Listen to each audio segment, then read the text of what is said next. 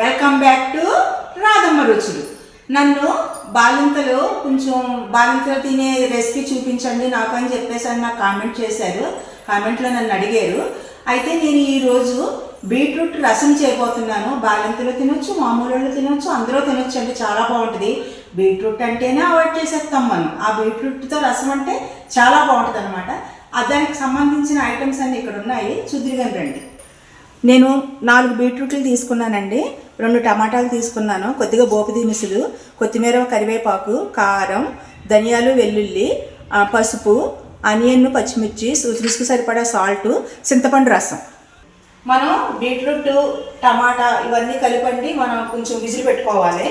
Beetroot వేసుకున్నాను, ఈ టమాటా కూడా వేసుకోవాలి, ఈ ధనియాలు, వెల్లుల్లి కూడా వేసుకోవాలి. కొంచెం వాటర్ పోసుకుని వీటిని విజిల్ పెట్టుకుందాం. ఇది 3 విజిల్ వచ్చేదాకా పెట్టుకోవాలండి. విజిల్ వచ్చే వరకు ఈ లోపల మనం చింతపండు రసం.